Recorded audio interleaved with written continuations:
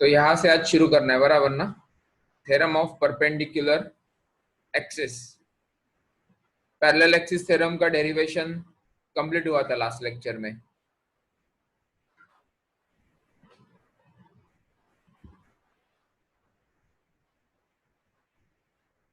Hello, सबको सुनाई दे रहा है ना?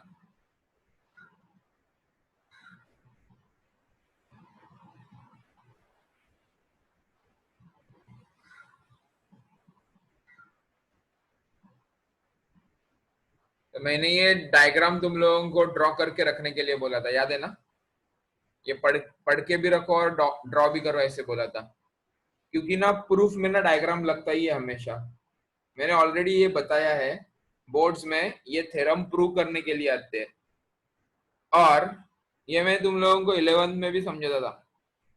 प्रूफ के साथ अगर कुछ डायग्राम रहेगा ना, तो तुम लोग पहले डायग्राम बाय हार्ट करो, क्योंकि डायग्राम ठीक से बनेगा ना, तो ही तुम लोगों को आगे के स्टेप्स बराबर मिलेंगे।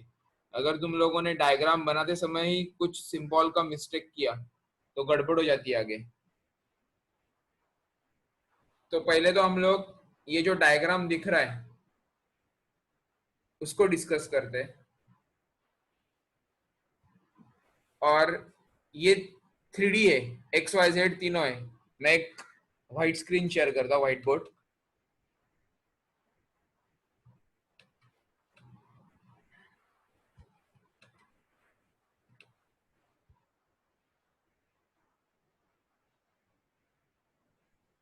देखो, अपने पास दो एक्सिस है, ये है वाई और ये है एक्स। और मैंने एक रैंडम पॉइंट ड्रॉ किया यहाँ पे, जिसका नाम है पी। और ये ऑब्वियसली कौन रहेगा यहाँ पे बैठा हुआ? ओरिजिन। अब अगर हम लोगों को पी को लोकेट करना है तो क्या करते हैं? यहां से एक परपेंडिकुलर यहाँ पे डालते हैं और यहां से एक परपेंडिकुलर यहाँ पे डालते हैं, याद है ना? कोऑर्डिनेट ज्योमेट्री में यूज करते हैं ना ये सब। ये परपेंडिकुलर जाके यहाँ पे गिरेगा और एक परपेंडिकुलर यहाँ पे जाके गिरेगा। तो इंटरेस्टिंग चीज ये है, जो एक्स एक्सिस के ऊपर जाके गिरता है ना, वो एक्चुअल में वाई कोऑर्डिनेट होता है। देखो कैसे बताता हूं। देखो, ये पार्ट कहां पे जाके गिर रहा है? एक्स एक्सिस के ऊपर जाके गिर रहा है। ये कौन सा कोऑर्डिनेट डिसाइड करेगा पॉइंट पी का? वाई कोऑर्डिनेट डिसाइड करेगा, बराबर ना? समझ में आ रहा है क्या सबको?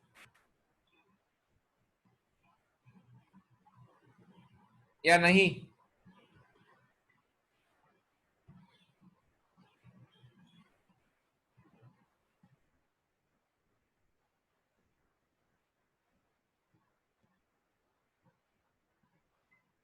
और ये परपेंडिकुलर डिस्टेंस है किस, कौन से एक्सिस के ऊपर डाला है हम लोगों ने? वाई एक्सिस के ऊपर डाला है। ये क्या डिसाइड करेगा इस पॉइंट का एक्स कोऑर्डिनेट? आई होप ये क्लियर हो गया दिमाग में। अब यही कंसेप्ट डेरिवेशन में यूज किया है।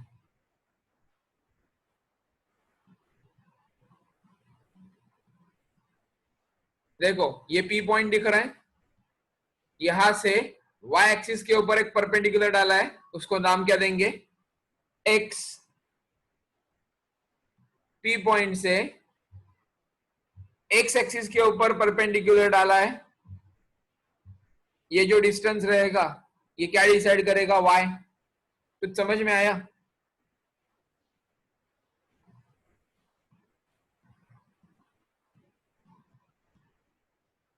और अब मुझे बताओ, जेड एक्सिस से डिस्टेंस कैसे मिलेगा मुझे?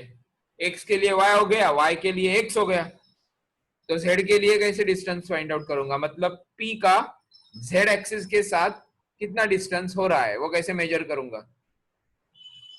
बताओ जल्दी।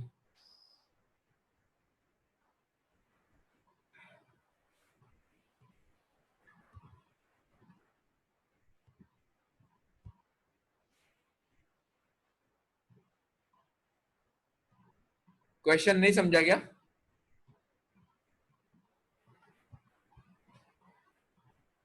हेलो,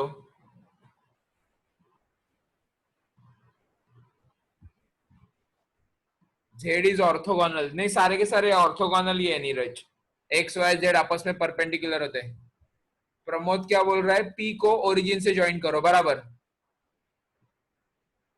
पी को ओरिजिन से ज्वाइन करोगे तो ओपी मिल जाएगा ना, और ये जो ओपी रहेगा यही जेड से उसका डिस्टेंस बन जाएगा। तो OP is the distance of point P from origin as well as from Z axis. Clear हो गया ये?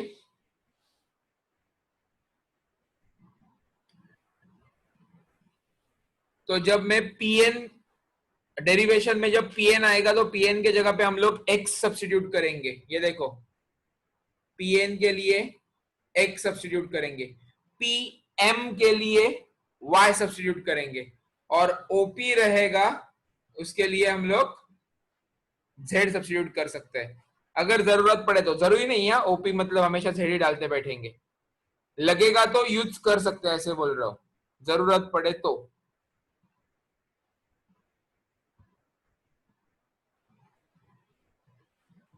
चलो अब इसका हम लोगों को डेरिवेशन देखना है।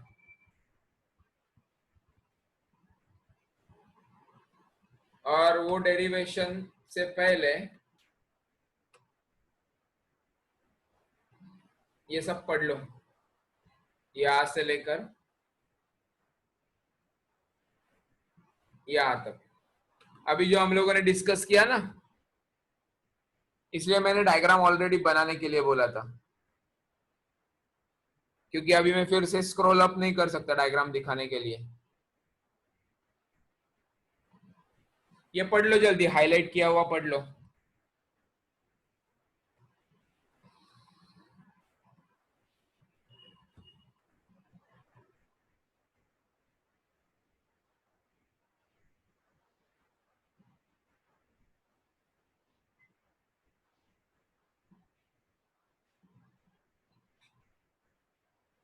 हमेशा की तरह पॉइंट पी के यहाँ पे जो छोटा मास रहेगा उसको डीएम नाम दिया है।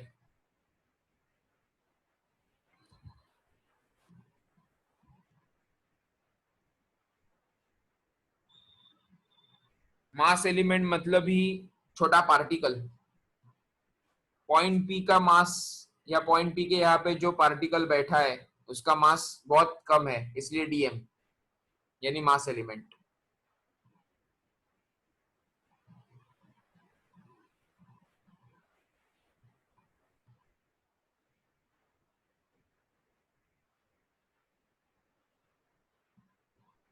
हो गया पढ़ के?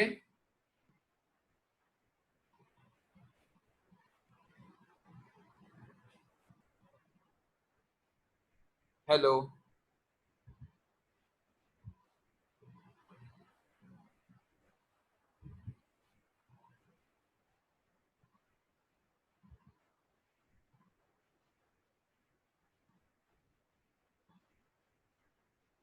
इसमें इंटरेस्टिंग चीज क्या है पता है? जेड एक्सिस से जो डिस्टेंस है ना ओपी, उसके लिए मैं पाइथागोरस थ्योरम लगा सकता हूं।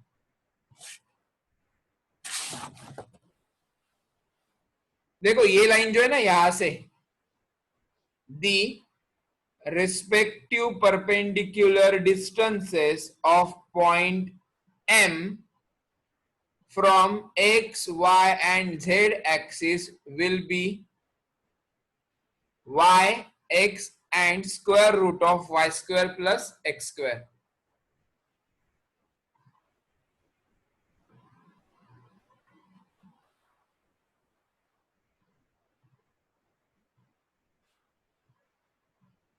कुछ तो गड़बड़ की है ना उन्होंने। पॉइंट पी एम नहीं, पॉइंट पी होना चाहिए, ये यहां पे मिस्टेक है। ये एम नहीं हो सकता, क्योंकि ये देखो एम पॉइंट कहां पे बैठा है डायग्राम में, देखो एम पॉइंट एक्स एक्सिस के ऊपर बैठा है, जो पॉइंट एक्स एक्सिस के ऊपर रहता है उसका वाई और जेड दोनों कोऑर्डिनेट 0 0 बन जाएंगे। मिस्टेक है, वहां पे P होना चाहिए। देखो बहुत सारे मिस्टेक मिल रहे हैं नए टेक्स्ट बुक में।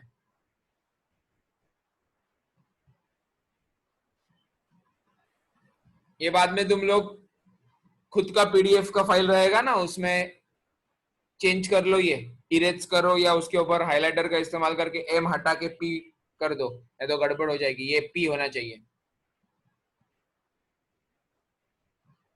और P पॉइंट का Z एक्सिस के साथ रिलेशन कैसे मिलेगा? OP से, बराबर। अब ना ये ना तुम लोगों को 3D में इमेजिन करना पड़ेगा। मुझे पता नहीं तुम लोगों को ये 3D में समझ में आ रहा है या नहीं, लेकिन OP जो है ना, ये इस ट्रायंगल में, ट्रायंगल OMP में OP ये हाइपोटेनियस बन जाएगा। या ऊपर से देखते हो ना इस डायग्राम को, तो ये जो क्वाड्रिलेटरल है ना या पैरेललोग्राम है ना, ओ क्वाड्रिलेटरल ही बोलना चाहिए एक्चुअल में, ONPM, इसका ये डायगोनल बन जाएगा। देखो समझ में आ रहा है क्या? ऊपर से अगर देखते हो डायग्राम को, तो ये जो क्वाड्रिलेटरल है उसका ये डायगोनल बन जाएगा। या ट्रायंगल OMP कंसीडर करते हो तो OP is the hypotenuse of triangle OMP। नहीं क्या? नहीं आशीष, नहीं क्या?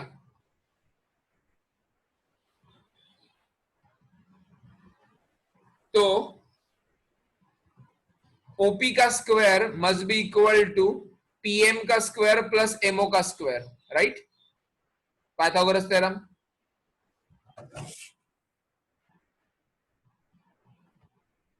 नहीं समझा तो मैं स्कूल, अभी ये स्कूल में आता है ये सब, मैं फिर से नहीं पढ़ा सकता ज्योमेट्री यहाँ पे। OP हाइपोटेनियस कैसे आया या OP डायगोनल क्यों बना, वो मैं नहीं समझा सकता यहाँ पे। वो बेसिक अंडरस्टैंडिंग है, 8, 9, 10 स्टैंडर्ड में जाना पड़ेगा उसके लिए फिर से।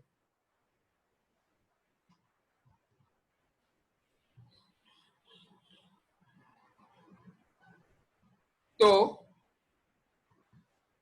OP is equal to square root of PM square plus MO square बन जाएगा।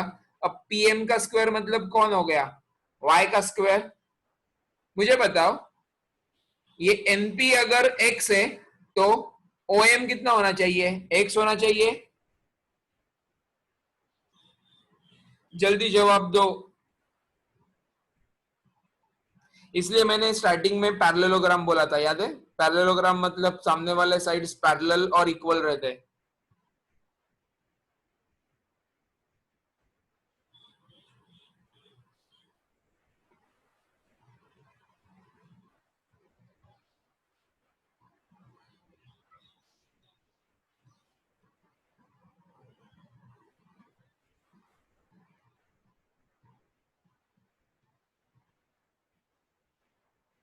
और एक बात, अब मैं इसको रेक्टेंगल भी बोल सकता हूँ, सोचो कैसे। ये जो तुम्हारे सामने क्वाड्रिलेटरल दिख रहा है ना, ONPM, इसको ना मैं अब रेक्टेंगल भी बोल सकता हूँ। सोचो कैसे। देखो पैरेललोग्राम है, इसका मतलब ये नहीं कि वो रेक्टेंगल बन जाएगा। रेक्टेंगल है तो उसको मैं पैरेललोग्राम बोल सकता हूँ। तो सबसे पहले तो मैंने चेक किया इसके सामने वाले साइड्स पैरेलल है या नहीं, उसके बाद इक्वल है या नहीं, तो मुझे पैरेललोग्राम मिल गया। लेकिन अब मैं डायरेक्टली रेक्टेंगल नहीं बोल रहा हूँ, इसके पीछे कुछ ना कुछ रीजन है। सोचो कैसे।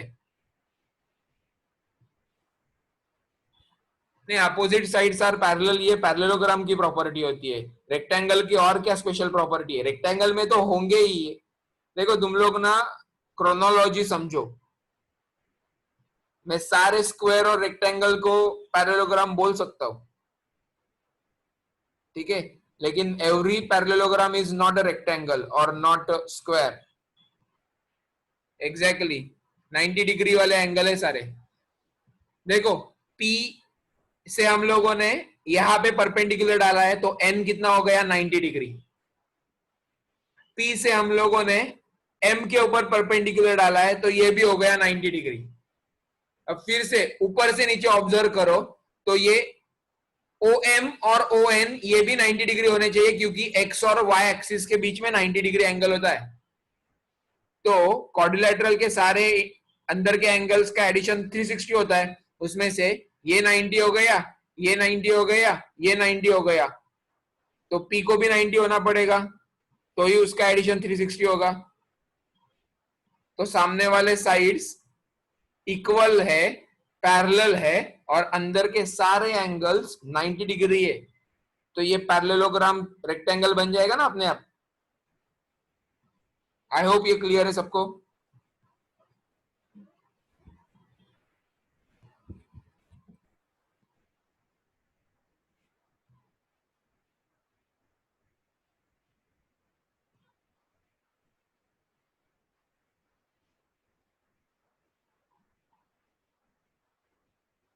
ओके फाइन, तो अब आगे का डेरिवेशन आसान हो जाएगा।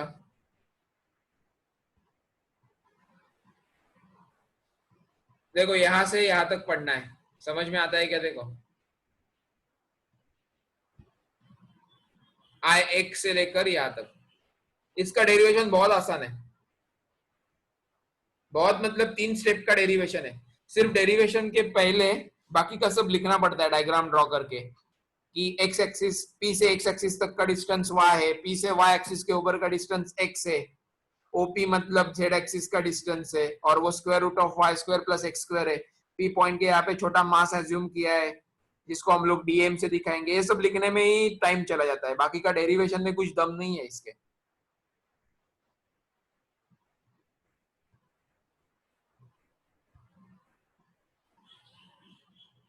रिजिड का मतलब मैंने समझाया था लास्ट लेक्चर में ना। रिजिड मतलब जब हम लोग इसके ऊपर एक्सपेरिमेंट करेंगे तो ये एक साथ रहना चाहिए पूरा ऑब्जेक्ट, उसके पार्टिकल्स अलग अलग, मतलब उनके टुकड़े नहीं होने चाहिए।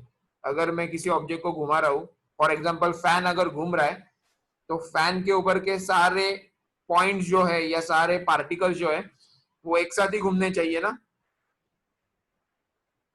उसको बोलते हैं रिजिड। और लैमिनार का मतलब होता है फ्रेम जैसा। Yes, should not deform. ये तुम लोगों ने मैकेनिकल प्रॉपर्टीज में पढ़ा रहेगा, इलास्टिसिटी, प्लास्टिसिटी, रिजिडिटी, ये प्रॉपर्टीज रहते हैं मटेरियल के।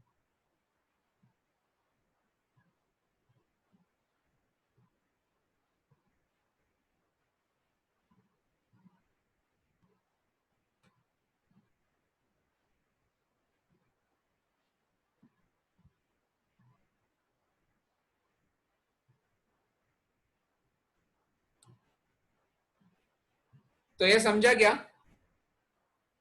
यहाँ पे I x is equal to integration of x axis के ऊपर का डिस्टेंस आएगा, तो एक्स एक्सिस के ऊपर का डिस्टेंस तो y है, उसका स्क्वायर। याद है ना basic formula, I is equal to integration of R square dm होता है, where R is the perpendicular distance. तो एक्स के ऊपर का परपेंडिकुलर डिस्टेंस कौन है? y, तो y स्क्वायर डीएम हो गया।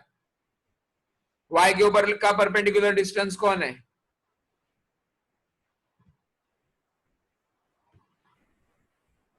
x, तो उसका स्क्वायर कर दो तो x स्क्वायर हो जाएगा।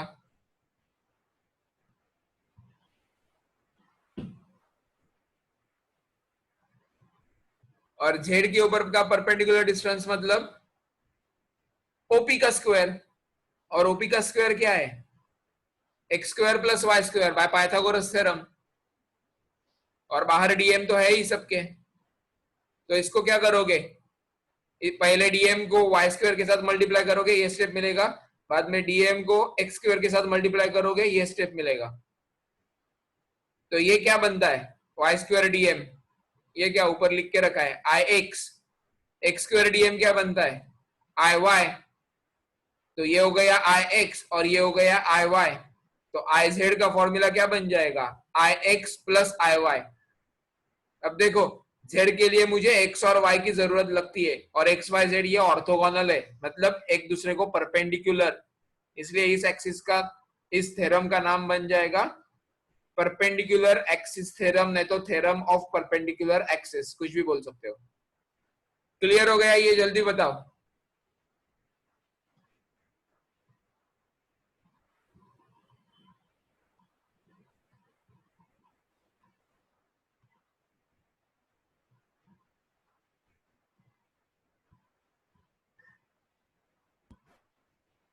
पढ़ लो, ये थ्योरम है, प्रूफ के बाद थ्योरम आता है, इनका उल्टा है। जनरली पहले थ्योरम देते हैं और उसके बाद डायग्राम, एक्सप्लेनेशन, प्रूफ चालू होता है, इनका उल्टा है। पढ़ लो, ये स्टेटमेंट लिखना पड़ेगा, एग्जाम में ये स्टेटमेंट जरूरी है। और तुम लोग सीक्वेंस मेंटेन करो हमेशा, 11th में भी बताया था मैंने ये। जब ऐसे कुछ बड़े क्वेश्चंस आते हैं तो स्टार्टिंग में स्टेटमेंट होना चाहिए, लॉ रहेगा, प्रिंसिपल रहेगा, उसका स्टेटमेंट, उसके बाद उसका डायग्राम रहेगा, तो कंस्ट्रक्शन, जनरली कंस्ट्रक्शन और डायग्राम साथ में ही आते हैं, उसके बाद उसका वर्किंग नहीं तो प्रूफ आएगा, ठीक है, और उसके बाद एप्लीकेशंस आएंगे। ये सीक्वेंस हमेशा फॉलो करो।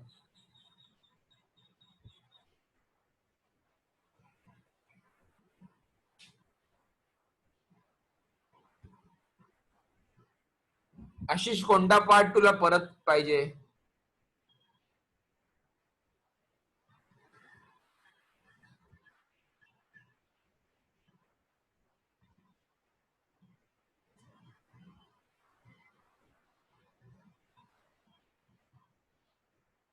इंटिग्रेशन ऑफ एक्स, मला तू सांग, एक्स ऍक्सिस वरती जो परपेंडिक्युलर टाकलाय त्याला आपण वाय सिम्बॉलने डिनोट केलंय का नाही?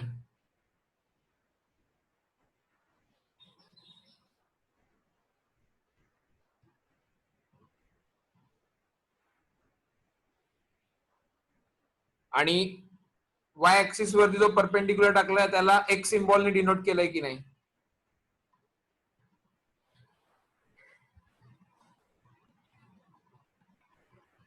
मग जेव्हा मी एक्स ऍक्सिस साठी इंटिग्रेशन करीन तेव्हा एक्स ऍक्सिस वरचं परपेंडिक्युलर डिस्टन्स वापरणार, मग एक्स ऍक्सिस वरचं परपेंडिक्युलर डिस्टन्स काय होणार? वाय. पण आपला फॉर्म्युला काय आहे? Integration of perpendicular distance square DL, म्हणजे आर स्क्वेअर डीएल, छोटा आर. म्हणून एक्सच्या जागी एक्स इंटिग्रेशन करताना वाय स्क्वेअर टाकलाय आणि वाय साठी इंटिग्रेशन करताना एक्स स्क्वेअर टाकलाय. क्लियर आहे का आता?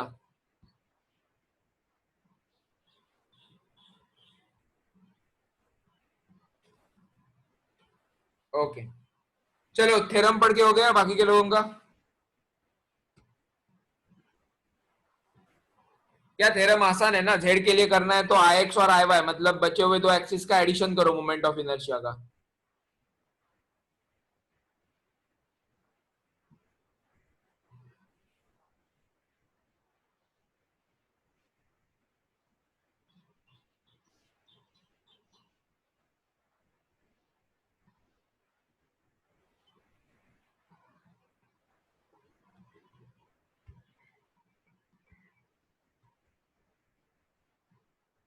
अब इन्होंने कुछ तो यहाँ पे एग्जाम्पल दिया है, पढ़ते हैं चलो.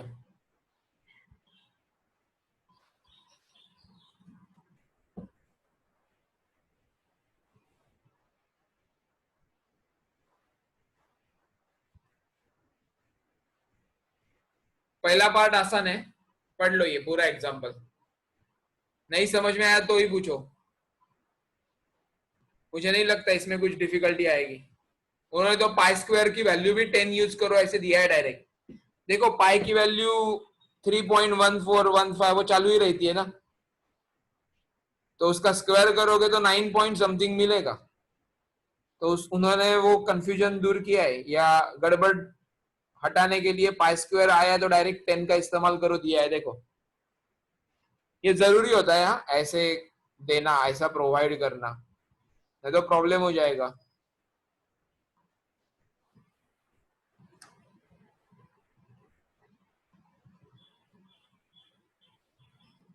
तो अपने पास दो काइनेटिक एनर्जी है, पता है ना,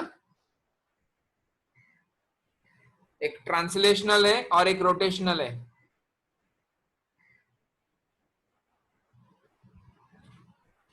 अगर नहीं दिया होता श्रावणी तो हम लोग कैलकुलेट करेंगे लॉग टेबल का इस्तेमाल करके.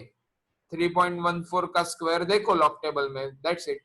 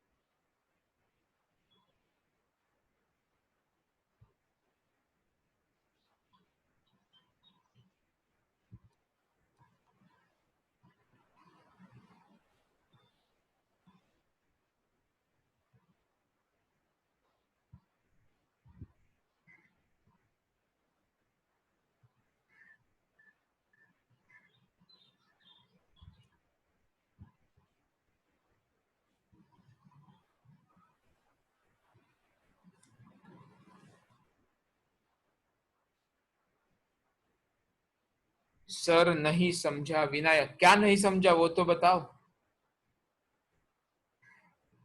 पूरा नहीं समझा, ऐसा तो नहीं हो सकता।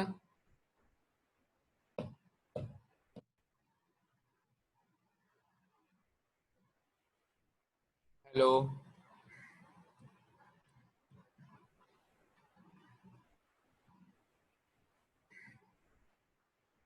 सोल्यूशनची लास्ट स्टेप, ओके। अरे सुनो,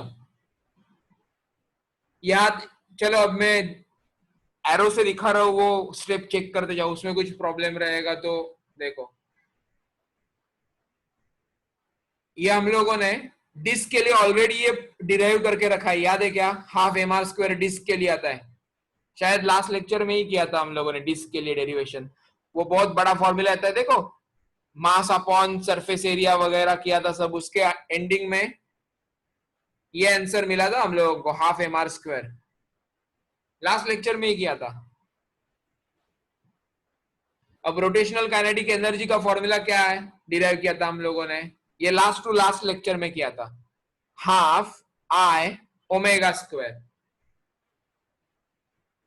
बराबर। अब ये आई ऊपर की जो वैल्यू है वो यहां पे सब्स्टिट्यूट करो,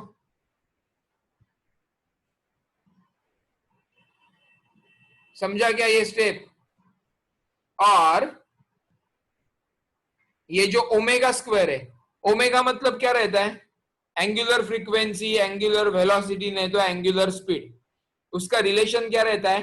2 पाई एफ। देखो एफ को छोटा एन के सिंबल से भी डिनोट किया जाता है, छोटा एन मतलब frequency in hertz, H Z. तो omega is equal to 2 pi n है, तो ओमेगा का स्क्वायर करोगे तो 2 का स्क्वायर 4 हो जाएगा, पाई का स्क्वायर पाई स्क्वायर, और एन का स्क्वायर एन स्क्वायर। तो ओमेगा स्क्वायर की जगह पे क्या सब्स्टिट्यूट किया है? 4 पाई स्क्वायर एन स्क्वायर।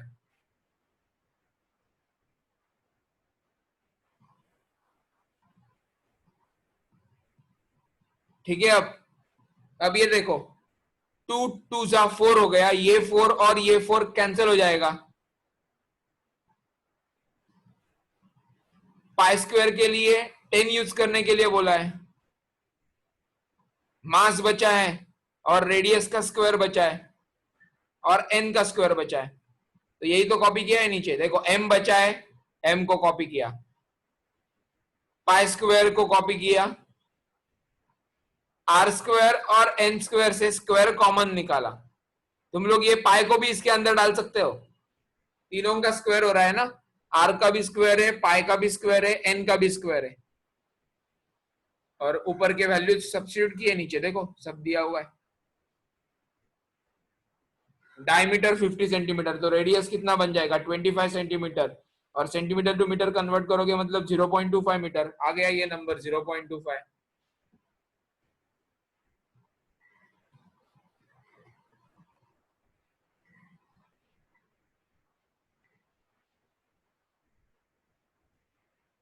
हो गया क्या? जल्दी टाइम पास मत करो, हाँ?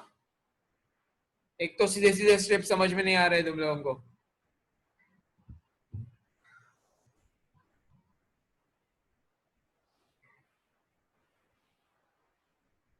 अब सेकंड पार्ट में क्या करने के लिए बोला है, देखो उन्होंने सेकंड पार्ट यहाँ पे, एरो हेड को फॉलो करो, calculate its movement of inertia in case if it is rotated about a tangent in its plane।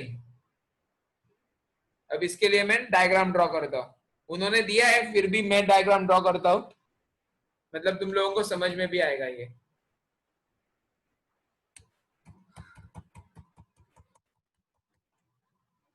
White screen दिख रहा है ना सबको?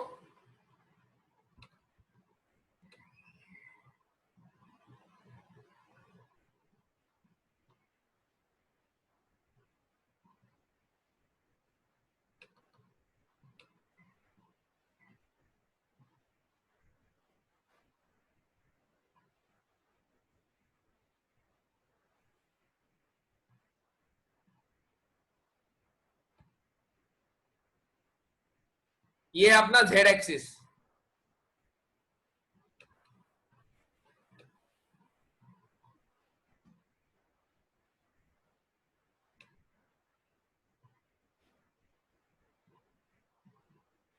मेरे हिसाब से ना, इन्होंने जो भी मोमेंट ऑफ इनर्शिया दिया था ना, वो जेड एक्सिस के लिए दिया था, क्योंकि हम लोगों ने स्टार्टिंग में ही, सॉल्यूशन के स्टार्टिंग में ही आईजेड लिखा है, देखो वहां पे।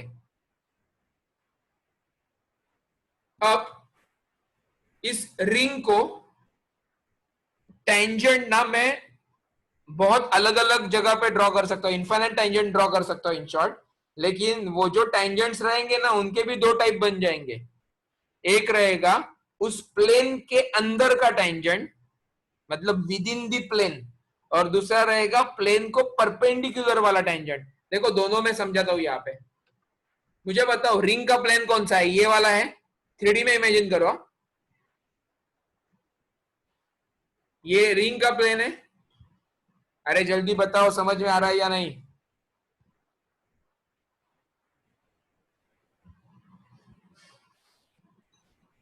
और ये जो प्लेन है ना, ये उस रिंग के प्लेन को परपेंडिकुलर वाला है, ये वाला एक्सिस। ठीक है, तो ये एक प्लेन हो गया, और उसको परपेंडिकुलर ये दूसरा प्लेन हो गया। अब देखो, मैं इस रिंग को टेंजेंट ड्रॉ कर रहा हूं।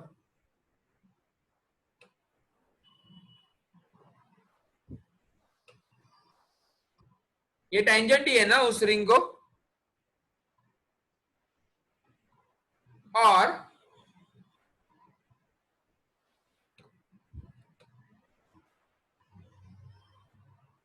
ये भी टेंजेंट ही है।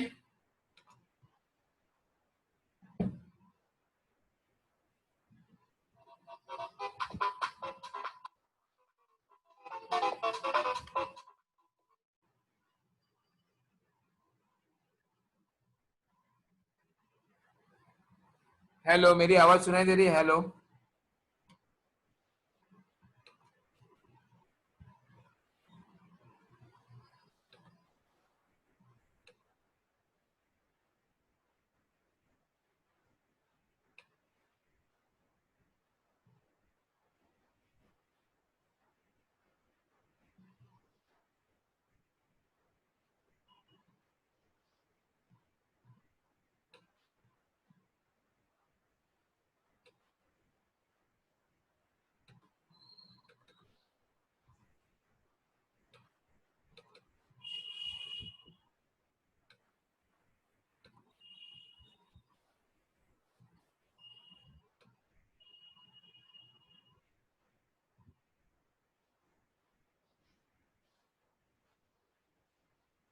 तो जब टेंजेंट ये वर्ड आएगा ना, तो उसकी वजह से कंफ्यूजन हो सकता है।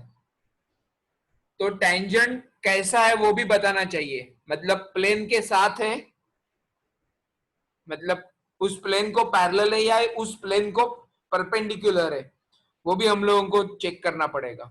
आई होप ये डायग्राम्स क्लियर है तुम लोगों को। जल्दी बताओ ये डायग्राम समझा है या नहीं? हम लोग आगे का पार्ट देखने वाले हैं कैलकुलेशन का, ये समझाए तो ही वो आगे का समझ में आएगा। चलो मैं नया मीटिंग शेयर करता हूँ, उसमें ज्वाइन हो जाओ जल्दी।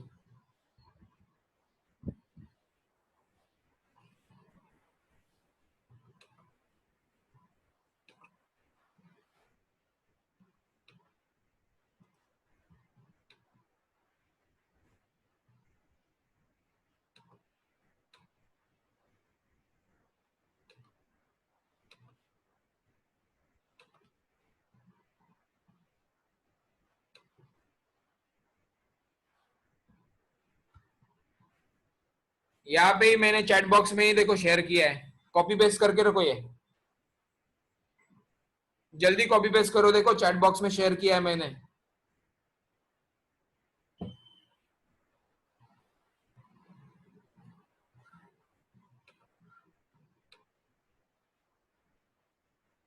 क्या नहीं आया? चैट बॉक्स में शेयर किया। अरे चैट बॉक्स, ग्रुप के ऊपर नहीं। ये लो फिर से।